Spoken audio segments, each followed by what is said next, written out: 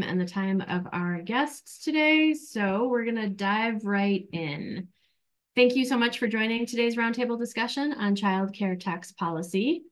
Before we fully immerse ourselves in the conversation, I would love it if you all could quickly pop your name, business name, and location into the chat as a means of a quick introduction. Unlike our previous roundtables, this call is being recorded and will be made available on our website. So the many folks that were interested in attending today but couldn't will have an opportunity to learn and participate. I know that sometimes asking questions can be a little uncomfortable when you know that there's a recording going on. So if you have a question and you don't want to ask it publicly, you are welcome to just use the chat feature and directly message me, and I will give voice to your question without identifying you. As many of you know, the Independent Restaurant Coalition has been at the forefront of advocating for changes to federal policies for independent restaurants and bars nationwide. And we do this work a little differently than many of the other organizations in this space. The founders of the IRC made sure that our priorities are set by you, the people who are actively involved with the daily operations of restaurants and bars. You tell us what's not working, what changes need to be made, and then we take those ideas and we turn them into legislation and work with you to get that legislation introduced and passed by Congress. Sometimes, as is the case today, we find partners who share your goals and have already done the hard work of finding legislative solutions to the problems you all face. Today's call is an opportunity to learn about existing childcare tax policies and also to tell us what might need to be tweaked to make these programs a useful tool for your business as we move into the 2025 legislative session. And rather than listening to me prattle on about all of this, we're lucky to have two experts joining us today. We have Sarah, the Managing Director of Government Affairs for the First 5 Years Fund. She has extensive political and public policy experience and knows not only how to navigate the legislature, she's a pro at coalition building and communicating the complexities of tax policy in a way that makes them easy to understand and advocate for. Katie is the chef and co-owner of James Beard Foundation award-winning Cúrate and a founding member of the Independent Restaurant Coalition. She advocated fiercely to save restaurants as the pandemic closed doors nationwide, and she continues to work diligently to ensure that restaurant and bar owners and their teams have a bright and sustainable future. Thank you both so much for joining us today. Katie, let's start the conversation with you. Thank you, Erica. First, I just want to say I am so happy to join all of you, my friends from across the industry and across the country, to talk about an important issue to all of us, not just restaurant workers and owners, but people. Childcare is one of the biggest problems facing every single industry as it tries to get the best workforce, because that workforce always has other responsibilities.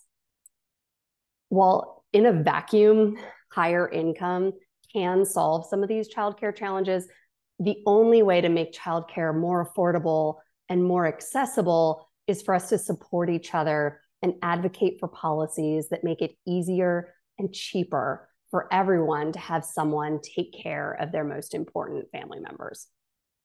With the help of the federal government, childcare can become more affordable and more accessible in communities large and small. The truth is, the problems to childcare are as diverse as the solutions. Some places don't have care available at all. Some places care is simply too expensive. And some places have care, but not at the hours that restaurant workers truly need. That's why we really need an all of the above approach to fixing the childcare crisis in America. No one wants the government to run childcare, but groups like First 5 Years Fund have come up with the next best thing. The government helping parents and caregivers pay for childcare so they get exactly what they want and need. The government has block grants, tax incentives, and other programs to help get children the care they need. One of my IRC founder colleagues said in a meeting on Capitol Hill, "I don't even like kids and I don't have any, but it's clearer to me than anything that we need to find a solution to childcare so we can be a successful business. As a mom and a restaurant owner, I like to think that I at least like children, particularly my own. But I, really appreciated how stark this comment made the problem. We are so lucky to have Sarah Rubinfield with First 5 Years Fund here to help us walk through some of these issues and help us better understand how we can help make this space better for ourselves, our families, our colleagues, and everyone. Thank you so much for joining us today, Sarah. Thank you. Thank you, Katie, and thank you to Erica and the Independent Restaurant Coalition for inviting me to join you all today. As I mentioned, I'm Sarah Rubinfield, Managing Director of Government Affairs at the First 5 Years Fund, also known as FFYF. And at FFYF, we build bipartisan federal support for childcare and early learning programs that support working families and young children while fostering economic stability.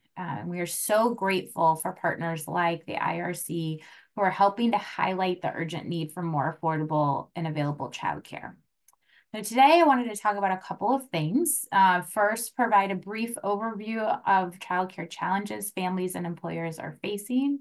And then I want to walk through some opportunities at the federal level to really make some meaningful change. And then finally highlight the strong bipartisan support that makes solutions possible. I'm going to cover a couple of things today. So I'm going to put a couple of resources in the chat that might be helpful as we're sort of walking through particularly some of the tax provisions that can get a little bit weedy. So as many of you have probably heard or experienced firsthand, childcare is expensive and it's hard to find. Today, there are about 26 million people in the workforce, or 1 out of every 6, who rely on childcare to go to work or go to school. And millions of children have access to safe quality care and early learning that help set them up on a strong path for success. But unfortunately, millions of kids and families do not. Families struggle to find care that they need, and even when they do find it, they really struggle to afford it. Childcare, as you all know, is a major expense for families. The average cost of care in our country is about $10,800 per year, or that's about $900 a month, and that's per child. With affordable quality care, parents have the peace of mind that their little ones are safe and cared for while they're at work. And I don't have to tell you, employers depend on a stable, reliable workforce to keep their doors open. And best of all, quality care ensures young children have the chance to build the cognitive and social skills during this critical period for learning and growth. But when families can't find or afford childcare, it's a problem for everyone. As you know, parents have to miss shifts or drop out of the workforce entirely, and employers are left scrambling to fill slots. And it has a devastating impact on our overall economy. Nationally, we lose about $122 billion in lost earning, productivity, and revenue each year due to lack of childcare. But, as Katie mentioned, it really does take a commitment at the federal level. But there is good news. This is something we can actually do something about. We know exactly what the challenges are, and more importantly, we know what the solutions are. 2, there are real opportunities this year and next for tangible solutions that can help ease the tremendous burden of childcare for working families. And 3, there's strong bipartisan support for actually getting something done. So I'm going to start with walking through the 3 tax credits. As I mentioned, I did put a resource in the chat that kind of gives you an easy to follow chart.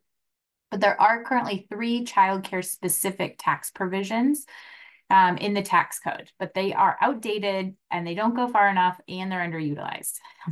Now, as some of you might know, taxes are shaping up to be the big thing next year here in DC. Congress is gearing up for a big push on the large 2017 tax package is set to expire. So this will be the primary focus for Congress, and regardless of which party's in power, there will be action. So there's already bipartisan support and legislation introduced to update and enhance the 3 childcare specific tax credits. So I'm going to just spend a little bit of time going through each of the credits. So the first one is the Child Independent Care Tax Credit. It's also known as the CDCTC. I apologize in advance for all of the letters and acronyms that we use here in DC. But the CDCTC is the only tax credit that is specifically targeted at helping low and middle income working families offset the cost of childcare specifically. So a quick note that this is not the same tax credit as the child tax credit or the CTC, which can be used to offset any costs associated with raising a child. So we all know it's really expensive to raise a child. The CTC, the one that most people have heard of, can go towards anything child related, such as food, utilities, rent, clothing, diapers, new shoes, you name it. But the CDCTC, the one I'm talking about today, is just focused on helping offset the expensive cost of childcare. And there is no doubt that parents need both credits. So with the CDCTC at tax time, parents can claim a percentage of childcare expenses to help cover the cost of care for children under the age of 13, which is great. The problem is that except for a temporary increase during the pandemic, the CDCTC hasn't been updated since 2001. And we all know that childcare expenses have clearly gone up over the last 20 years. So right now, the current CDCTC provides an annual average credit of about $600 for one child, or up to $1,200 total for 2 or more children. Now, every little bit helps, but when childcare costs an average of $10,000 a year per child, parents need a little bit more help. And it's also, I should note that the credit is not refundable, which means it can only lower your tax bill to 0. So if your tax bill is lower than the benefit, you don't get the rest as a refund. So if you can imagine, if you don't make a lot of money or don't owe a lot in taxes, you can only get part of the benefit or nothing at all. So simply the credit hasn't kept pace with inflation, but also low income families who often need the most help don't get anything at all. But we can do better. The CDCTC should no doubt be expanded and made refundable to help more parents offset the high cost of care. And next year's big tax debate is the perfect opportunity to do just that. Now, the next credit I want to talk about, some of you may be familiar, is the employer-provided child tax credit, which is also known as 45F. We know that childcare challenges are business challenges. So we're seeing more and more employers, maybe some of you on this call, trying but often struggling to help their employees with childcare. Under 45F, employers receive a tax credit for helping their employees access childcare in a couple of ways. Participating employers can provide or operate childcare on site or near the work location, but we know that that's not always feasible or preferred, particularly for restaurants, I imagine. So an employer can also contract with a local childcare provider to ensure their employees have access to the care they need. Employers can also receive a tax credit for expenses incurred to help employees find childcare through resource and referral services. But there are several challenges with the current credit, however. One, I will say the credit rate is just simply too low. Employers only get 25% of qualified childcare expenditures up to $150,000. That means businesses must spend almost $600,000 to receive the maximum credit of $150,000. That low credit rate is especially prohibitive for small businesses that often do not have the profit margins to make significant investments in childcare. And the credit amount hasn't been updated since 2001. Also, many businesses can't participate because the credit is non-refundable. Nonprofits and other businesses without federal tax liability are not eligible to claim the credit. And finally, many businesses aren't aware of the credit at all, so it results in a really low take-up rate. So to improve access to quality care, I'm happy to say legislation has already been proposed that would increase the maximum credit and credit rate for the employer-provided childcare credit, and it would provide a greater credit rate and maximum for small employers and employers in rural areas to incentivize take-up. It would also make the credit refundable, but finally, it would also simplify the process so you could have multiple employers jointly enter a contract with a qualified childcare provider. So that means you could work in conjunction with another small business owner and a childcare provider in the same area to ensure your employees can help get the care that they need. Bottom line is we should be making it easier for employers who want to be part of the solution, like many of you. And finally, the third tax credit is the Dependent Care Assistance Plan, which is also known as DCAP. DCAP is an employer-sponsored benefit, usually in the form of a flexible savings account, similar to what you see with healthcare, that helps working parents cover the cost of childcare for children under the age of 13, which includes before school and after school. And families whose employers participate in DCAP can deduct up to $5,000 per year from their pre-tax earnings to pay for childcare. It's $5,000 regardless of the number of children you have, though. So DCAP reduces a parent's overall tax burden and allows out-of-pocket dependent care costs, or lowers out-of-pocket dependent care costs by allowing the use of tax-free money. DCAP hasn't been updated, however, since 1986. And again, childcare costs more than $5,000. So it's only common sense that this credit should also be increased. But as I mentioned earlier, there is good news that there's strong bipartisan support for updating and enhancing the 3 credits to ease the burden of care. So already this Congress, there's been 8 different bills that have been introduced to do just that. Couple I wanted to flag include the Child Care Investment Act, which was recently introduced in the House of Representatives by Congressman Carbajal from California and Congresswoman Chavez DeRemer from Oregon. And their bill would update all 3 credits, as we really see these credits working hand in hand. We're also excited to say that next week we should see introduction of the Child Care Availability and Affordability Act in the Senate by Senators Britt and Senator Kane, which will also update and expand all 3 credits. Both of the bills that I mentioned make some really key improvements. One, by making the CDCTC refundable, so it can better serve low-income families and increase the overall amount of the credit, so families will receive more than an average of $600. Both bills also increase the amount of the DCAP so that it results in more tax-free money so that parents can, stretch their dollars farther. And then finally on 45F, the employer child care tax credit, both bills increase the amount and the percentage of the credit for employers. So the employers can get a credit of up to 50% of child care costs. And up to a max of $500,000 credit. It also allows employers to jointly enter into contract with a childcare provider so that they can work together. So the issue really is starting to pick up steam in Congress ahead of next year's tax debate. And this is in part because there's really strong support among voters. Voters want solutions and they want the government to step up and do more. We at FFYF actually just did a national poll with an oversampling in key 2024 swing states and found that an overwhelming majority of voters, 89%, want candidates to have a plan ready to help working parents afford high quality childcare. This cuts across party lines, including 82% of Trump voters and 96% of Biden voters. Voters make a strong connection between childcare and a strong economy, with 68% of all voters saying access to high quality, affordable childcare is essential or important to strengthening our economy.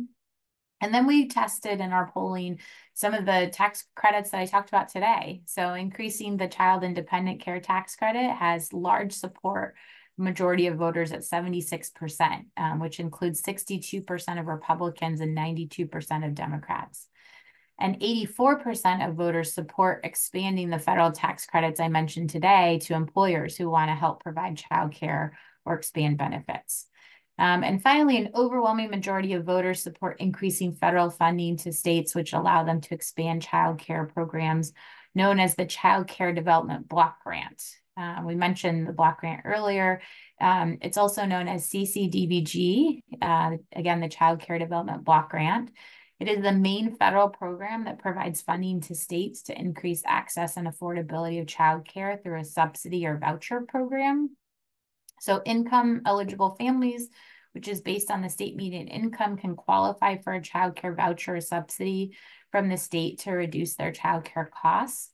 And while tax credits can be incredibly helpful in easing the burden of cost for all working families, while also supporting employers who want to be helpful, CCDBG is really key to providing care for low-income families, as well as increasing the supply of care and supporting more quality childcare providers in our community so that we can ensure that parents have options.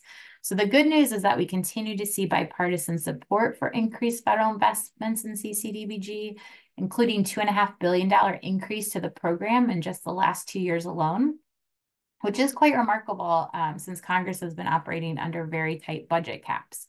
But of course, much, much more needs to be done, as CCDBG currently only reaches about 15% of income eligible families due to limited federal funding. And yes, you did hear me correctly. I said only 15%. It's a very small number. So that's why it's key that we continue to encourage Congress to protect and prioritize and invest in CCDBG each year as they're determining government funding. And finally, it's going to take all of us, childcare experts, providers, parents, and employers like you using your voice to continue to highlight the importance of access to childcare to ensure it's a priority for Congress. You know, childcare does have very strong bipartisan support, but we're competing against every other issue and industry trying to be a top priority in Congress. So, you know, in years, we've focused on, you know, winning that childcare is an important win for our youngest learners, giving them a strong foundation. We've also focused on childcare being a win for parents and supporting their ability to go to work and provide for their family. But I have to say it's been really key to also highlight how it's a win for employers, helping to ensure a stable and reliable workforce. And so that's why FFYF has brought together a large childcare coalition to help highlight things like Care.com's recent survey showing over half of employers saying they prioritize childcare benefits to recruit and retain staff. That's up 10% from 2023. Or the Chamber of Commerce's work to highlight the billions of dollars states are losing each year due to lack of childcare. And of course, our partnership with IRC has been key. And all of you on this call telling your story about childcare challenges you and your employees face, and using your voice as an employer about how these challenges not only impact your bottom line, but the local economy. And at the end of the day, we know childcare is not just a personal problem for families. Along with families and their children, it has an impact on coworkers and employers and businesses and the local economy. And so that's why FFYF is leading a Childcare Means Business campaign, along with IRC and other coalition partners, to underscore the connection to employers and the economy, as well as making it very clear that we mean business when it comes to improving childcare, and it's time to pass meaningful solutions. So in fact, we hosted a great reception on Capitol Hill just last month with partners including IRC to highlight the broad support for tackling childcare challenges. We had a great turnout amongst supporters and staff. And we're currently circulating a sign-on letter to highlight the critical need to improve and expand these childcare tax provisions to make sure they work better for everyone. And so we'd love, you know, as much support as possible. But overall, it's really going to take all of us. But we do feel like there are real opportunities to make meaningful difference on childcare, and that the issue has a lot of natural support, and we're only gaining momentum. So thank you again for the partnership of IRC and for inviting me to join you today. I'm happy to answer any questions, especially since it turns out childcare is pretty complicated. So happy to answer any questions y'all might have.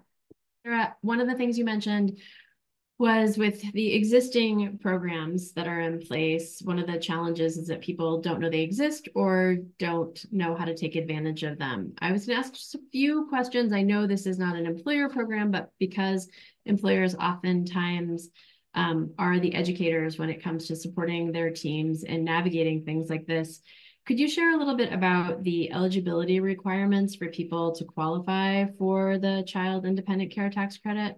Yeah, sure. So there are a couple of requirements. One is that you do have to be working or looking for work to benefit from the credit. So for instance, and it does have to be work related. So they're very clear that if you hire a babysitter for evening, you know, to go out to dinner, that you can't claim that cost of that care. But if it's during the day or during your work hours, whether it's nights or weekends, whatever it might be, that those would be considered acceptable expenses.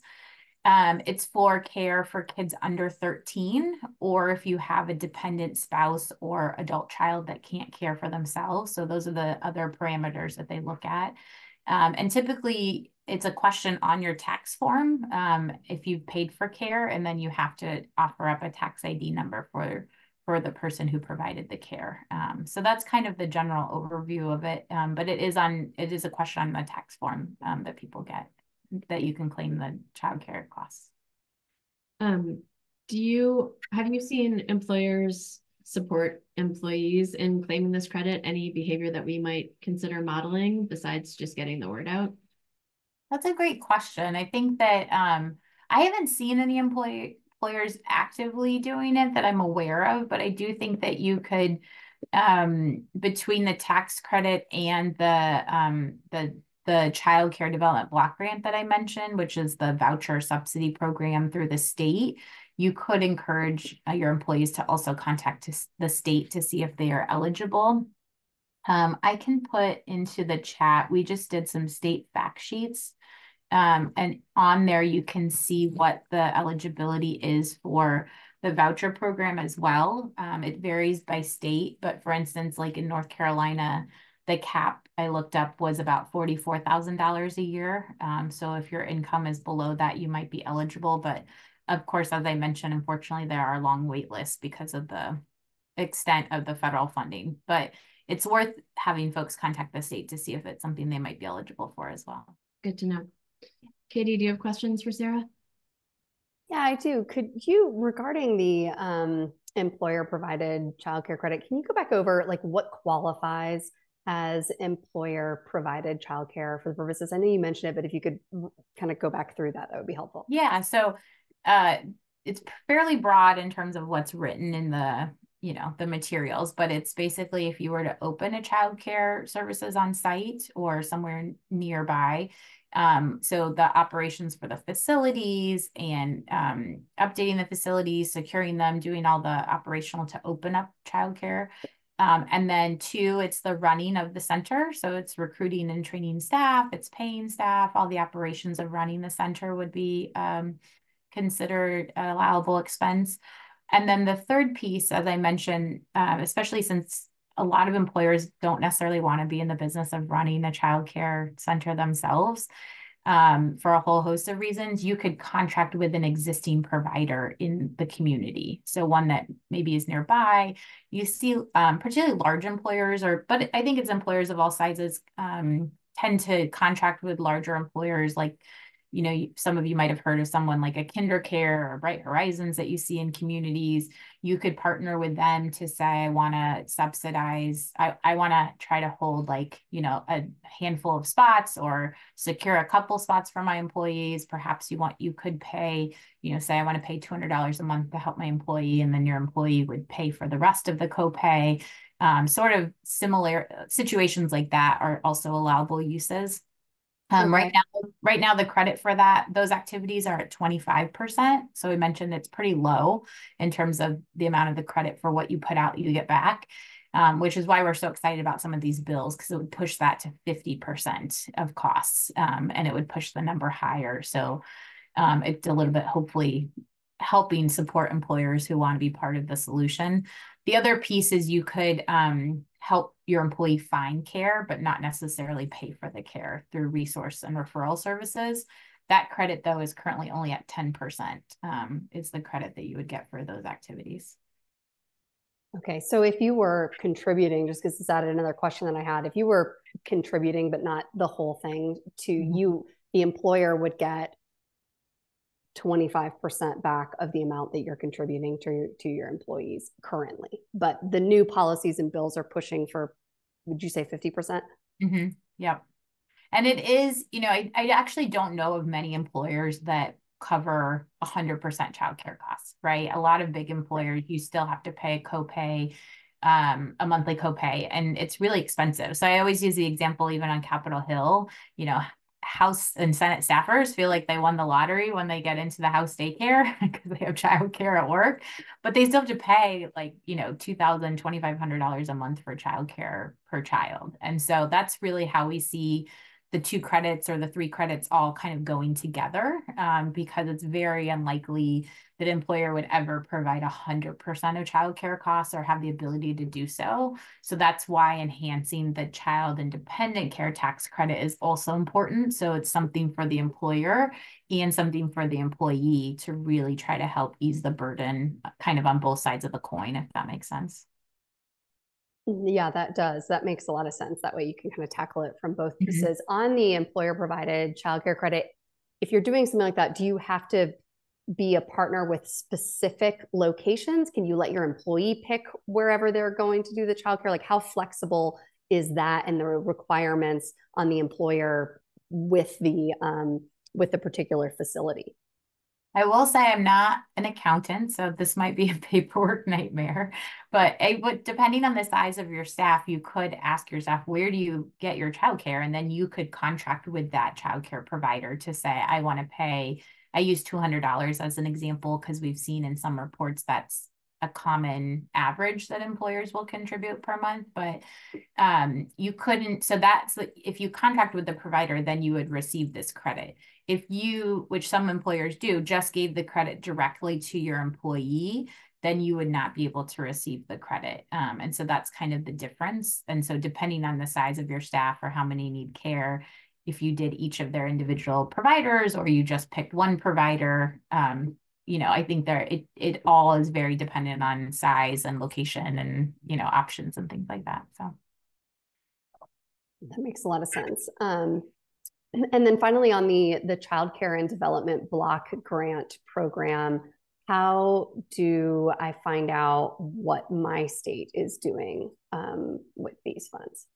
Yeah, so I just put in the chat our latest state pages, so you can go to your state and figure out what the income threshold is for eligibility. Again, I will say that it's a 15% average of families that are reached that are eligible. And so there are incredibly long wait lists quite often to getting into the program. But the way that program works is federal funding goes from DC to the state, and then the state distributes the funding either in 2 ways. They can give a voucher directly to a parent who can go find an eligible childcare provider, and it helps offset the costs.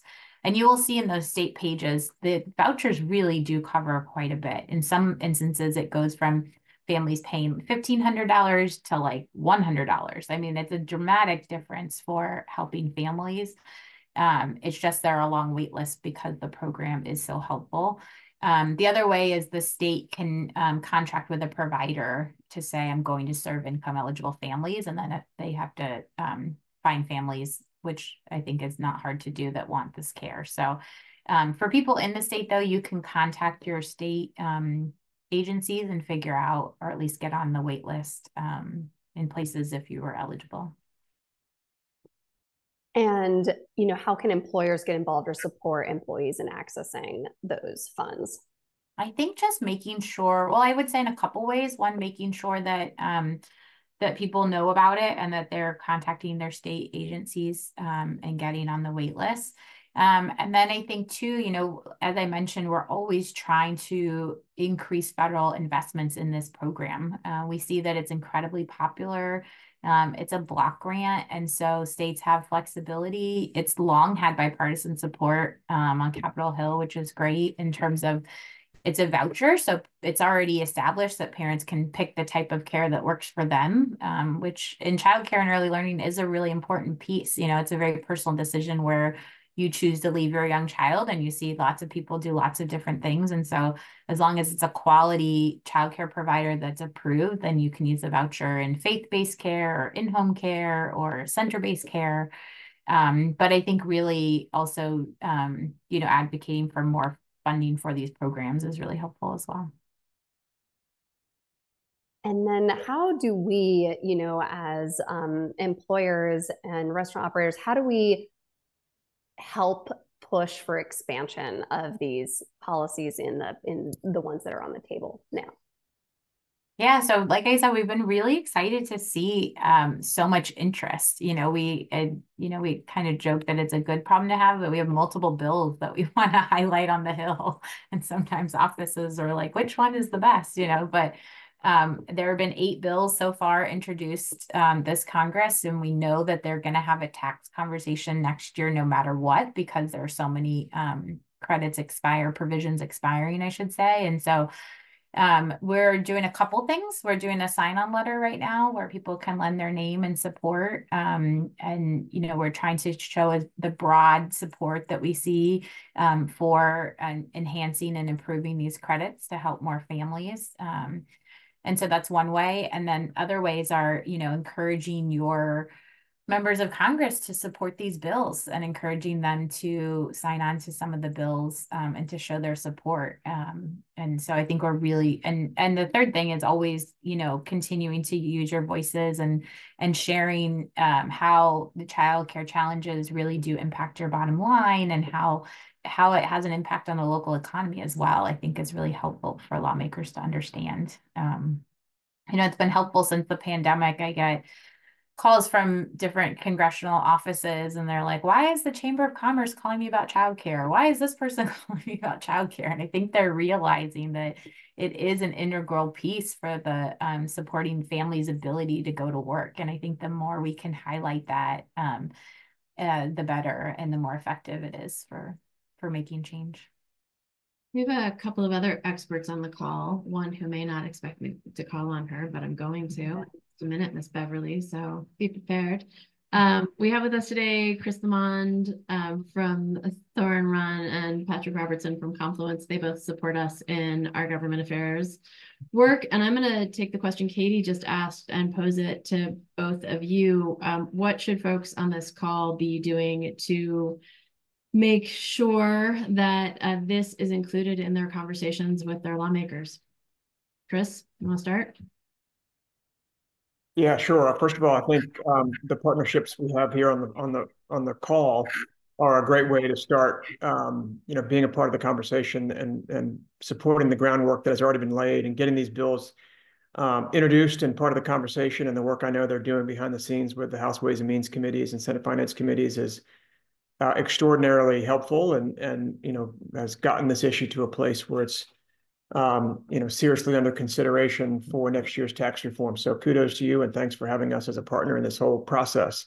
I think one of the things is the IRC that we're doing is this will certainly be on the forefront of the conversations that we always have with the Hill staff. It will be part of our fly-in in the fall when we talk to legislators about issues that we care about and prioritize for the IRC and our membership.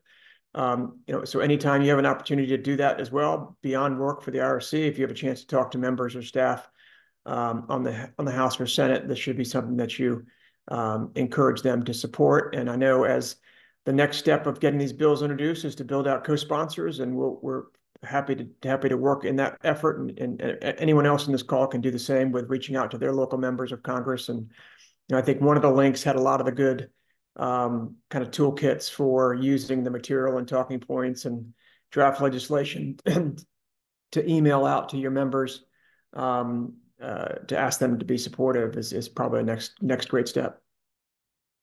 Patrick, anything you want to add to that? Sure, I'll add just a couple things. I mean, one, I'll just note that this is all complicated, right? I mean, Sarah talked for 25 minutes about all the ways that you can help support your employees with childcare. She could have talked for 3.5 hours, by the way.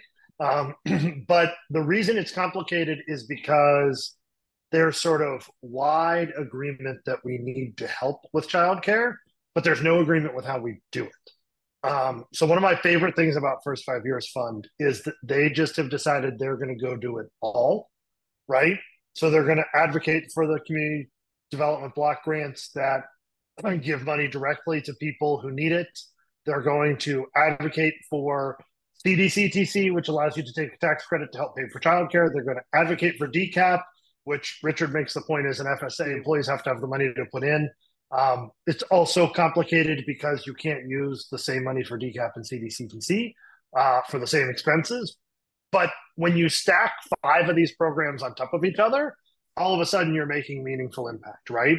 And if more employees use 45F because it's better, then that's just another layer of the sort of stackable pyramid. And I will say that, one of the great things is that IRC and FFYF work together really well in Washington. As Sarah mentioned, IRC is part of their Childcare Means Business because you all need childcare to run your businesses. So the question is sort of how do we take that partnership further, right? And it's by Katie and Sarah being on this call together, right?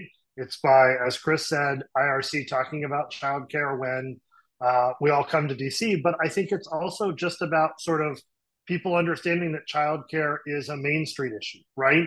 It's a restaurant issue. It's a hardware store issue. And when you come and say, what do you need in your restaurants? They're going to think you're going to say, I need different workers or more workers, or I need better tip policy, or I need, back a few years ago, I need money in the restaurant revitalization fund. But you're going to say, I need childcare. I need a way to help my people take care of their kids so they can come work. And that awareness is as important as anything we do. Thanks, Patrick and Chris. Beverly, I'm going to put you on the spot. I know that you have been doing a ton of work through Abundant Setting, and I believe that you've got some programs that you've been working on specifically in Chicago. And I'm wondering if there are lessons you have learned in that experience that we should be elevating to a federal level, or if there are programs that you're implementing at a regional or state level that you think could be replicated nationwide. Could you share a little bit? And I'm not sure everybody knows about Abundant Setting, so if you don't mind giving a quick intro about what Abundant Setting is too, that would be awesome. Thank you. Yeah, a quick intro. So I am actually a mom of 3, but I'm also a chef and owner, and I have experienced all 3 different versions of this childcare reform that you're talking about. And I know how important it is for people like myself to have resources available to stay in this industry, this restaurant industry. I think it's critical to keep women, especially who tend to take on the bulk of the childcare work, especially as we want to keep women in a leadership position. And so our mission has been to be that support system, because we don't have very cohesive support systems federally, even from state to state. It can be very confusing to support parents at their very most vulnerable time. And it's the time where we need to continue to advance. It's like moving up the line to sous chef to chef de cuisine, or maybe it's moving up the line to general manager. It's very demanding on our time. The margins are really tight. And we started just by having a mentorship program, because I literally didn't see women or women with kids at the top. So I thought it was almost impossible. I was told it was impossible, but I think that being resourceful is very important. For example, I was one of those families that took that I qualified as a family of 3 for $31,000 under that threshold in Illinois to get the Head Start programming. So I found some daycare centers and night care centers in my community, and I was able to pay $20 a day so I can go to work. So that was really phenomenal. But think about how low of a threshold that is. I mean, that's like 31,000. That was 10 years ago. That's how I opened Parachute. So I feel like there's seeds that can be expanded on. Like, what if we expanded that to more including the middle class? You know what I mean? I feel like the middle class once you're out of that 31,000, now you're paying $1,200, $2,000 a month for childcare. It's incredible. It's like going to college for this first 5 years. It makes no sense why you would continue being in this industry if you don't make that much money, first of all. And second of all, so what I found was I was very lonely in my just dealing with all these issues, being a parent and being continuing on this path, and nobody even in my childcare could really understand me. But when I found this community of like a Head Start program, they were all like in the restaurant industry. I thought that was eye-opening. But secondly, there should be a variety. So once my kid was not in preschool, it was very difficult to figure out how to get him to school, because he would stay up till midnight, waiting for me. And so we have very unique issues. Our kids stay up later, because they have different hours than we do. So I started to do au pairs or nannies, and which is even more expensive, and also not cohesive. Like I was on my own to find these nannies through a network of people and friends knowing friends or Facebook. And it was very stressful. And like you said, all these things require wait lists. You're on your own. And this is like craziness. It needs for so many people who have this issue. If we just all came together to have these conversations, I think we could put our creative mind power and intelligence together to come up with a more cohesive plan, especially in restaurants, in independent restaurants. So that's where we started. We started in Chicago during COVID by giving resources like farm fresh foods to moms in the working industry. To mentorship, shadowing mentors who are parents in the industry, which I think is very important, because then you have that one-on-one like resource. But more than that, we know that it's going to require systemic changes like in policy and funding and things that are outside just an employer. I am an employer. I wish that our economy was 2019, but it's not. It's in a different state altogether. And I think one employer independently cannot solve this on their own. So I'm really interested in the idea of partnerships, multiple restaurants, multiple employers coming together, our local communities coming together, each city, I'm thinking even just in my own city as Chicago, it's a sprawling city. There's the north side, the west side, for us to come with seeds of plans that might work. We've been trying to change, start small and talk about all these different options. And I think first is like what you're doing is great, is you're laying down what we have, because people don't understand what we have. We have to put all the cards on the table. There's this resource, there's this resource, this resource. Did you know that there is even this resource available? And I think that's what I would like our nonprofits to support with all these, like with what the work you're doing is, hey, I love that you already, you can click on a state, because a lot of people, well, in my state, we don't have Head Start. Well, in my state, we don't have this. Well, that's difficult for us to give advice on how to navigate. So great that you have like collected a lot of this information to make it easier for people to know what cards they have in front of them. But we definitely, I think I'm interested in, slowly working on supporting this. This is like number one. We did a survey before the James Beard panel, and childcare was like at the top, was one of the top things that they feel that if they had more resources surrounding it, they would stay in the industry. So I think this is a very core issue. It's the cost of childcare, it's the accessibility of childcare, and I feel like as an employer myself, I feel like we all care about it. Let's come together, multiple employers who care about it. And it shouldn't just be the huge corporate restaurants that have access to this. It should be the small businesses that have access to this, so that we can all thrive. Thanks so much for letting me put you on the spot, Beverly. I really appreciate it. Yeah, so much energy and so much passion for this. And I've seen the folks that are on screen, lots of heads nodding. I know that this has been a priority, and we're really excited to be working with First 5 Years Fund to make this a reality. And we're, in the meanwhile, before we get into the 2025 tax negotiations, we're going to look at ways that we can do more education to make sure that everyone knows that these programs exist and can educate their employers and themselves and take advantage of them.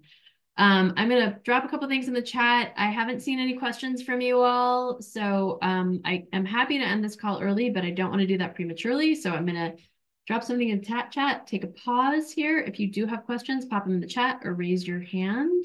What I'm putting in the chat is the First 5 Years Fund Take Action page with, if you just do one thing today, that's a great place to start in advocating for childcare policy. You can also share that with your teams.